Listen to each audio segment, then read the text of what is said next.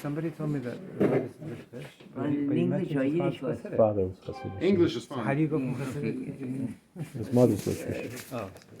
It was Labor Day, and somebody calls up, when you have minyan today, because Labor Day is Kirch Mikan. All our the Yeshovim are busy closing up their bungalows, and the summer oilam leaves that day. So the colonies that have minyanim don't have minyanim anymore, so they all come here. So he called up when they have minyan. So I said, we're davening 8:30. Granted, that Labor Day, we had a Russian mishpacha that wanted to make a bar mitzvah on the Shabbos. One of the last Shabbos of the summer. So I told him, I could go to Sylvia Maisi with Shabbos driving with cars.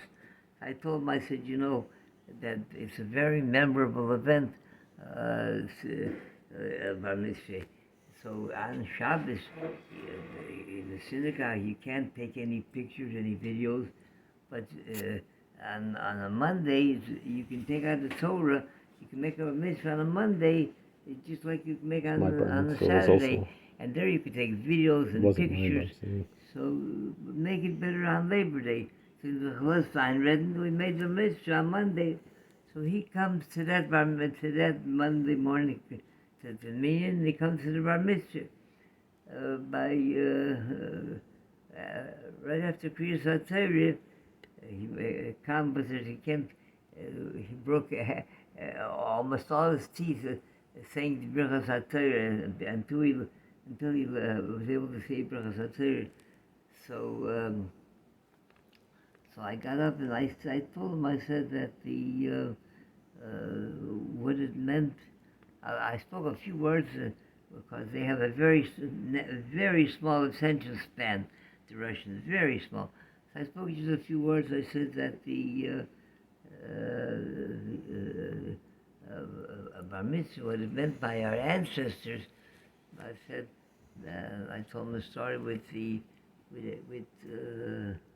a chaplain in the army, Hershel Vazer, that he checked into a hotel in Berlin after the war, Mohammed, and when the clerk at the desk saw a rabbi, he says, "Rabbi, maybe you'll do me a favor. I have two Jewish boys who they used to eat here in the hotel, but then they found out that the bread is made with chazer fats, with lard. So they wouldn't even take a glass of water. Would you maybe speak with them?" He said, "Certainly." So he sends them on the phone, and he says, sure enough, they come, and he takes a look at them. Mesim looked much better. Their eyes were bulging out of their sockets. So he right away opened up his suitcase. He gave them whatever, all kind of nash with good food, rations, all kind of good things. So he said to the rabbi, "We're not interested in that. What can I do for you?" He says, "Rabbi, it's 2 years after my bar mitzvah." He says, "I never put on a pair of tefillin. Do you have a pair of tefillin that I could put on?" So he was lechem with all his koyach to hold back the tears before his kids left, and he took out the tefillin. He put on tefillin. I said, "That's what this day means. Means putting on a pair of tefillin." So this Hersh Melech Kornreich comes over to me. He says to me, "I would like to say something about bar mitzvah you don't know." That's some introduction. Why I let him speak, I can't imagine. But I let him speak.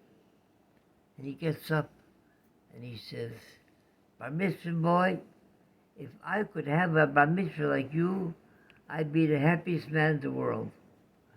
I'm Stainsville, I'm Bar Mitzvah again. He says, you know why? Because I was Bar Mitzvah in Auschwitz.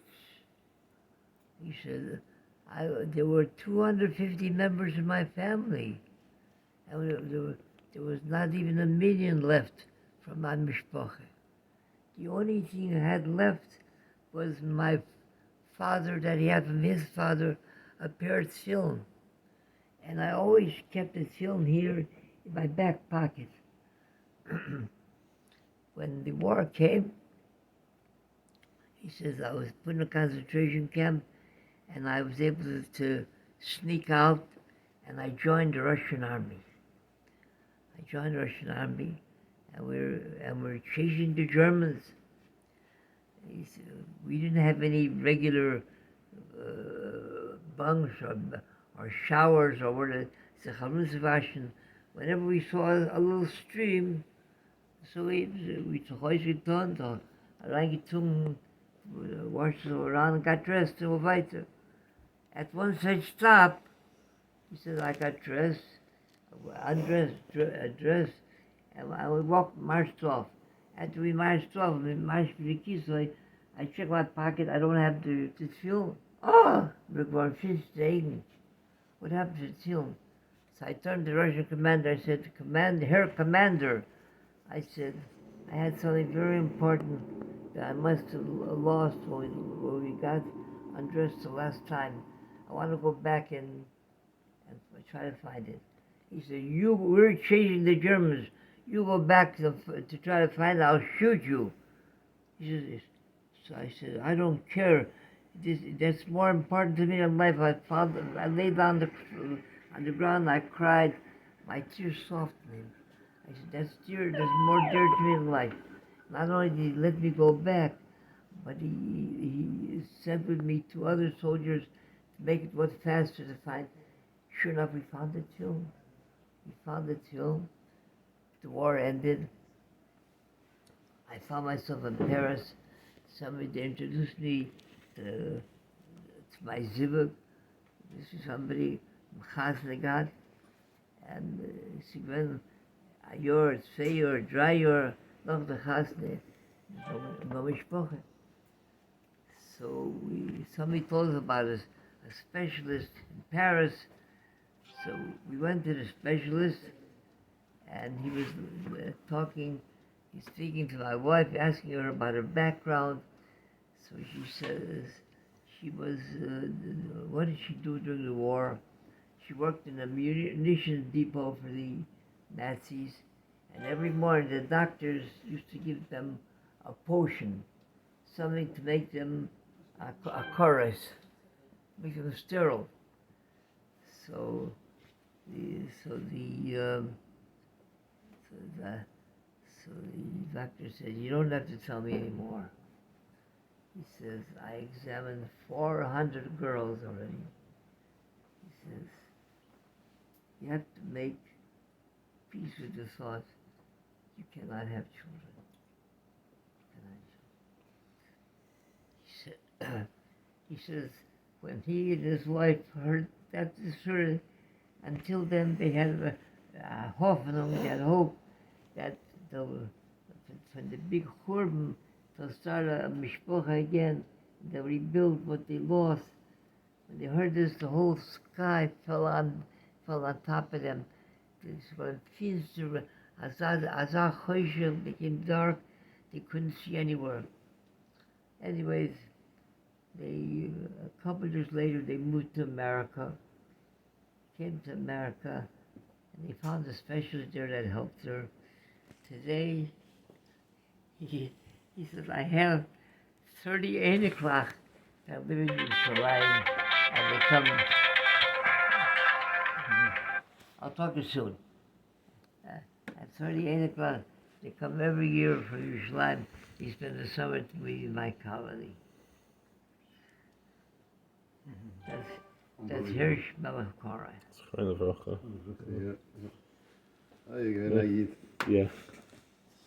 I remember he told us. I told this over yesterday in the prison that there was because we were learning about, because it says La'alechem V'Vadi Yichei Adam, So talking about the Indian of eating, of achila, and the Mylon Tzoitzis, when you eat and you eat the fish, is the Shams the Tzadikim. So he lived in Auschwitz. He grew up in the town that was Auschwitz. So he said there's a river that goes through, separates the German side and the Polish side. They lived on the Polish side, and he said there was one time they would always catch for Shabbos, the fishmongers, the fishermen, they'd catch fish for Shabbos.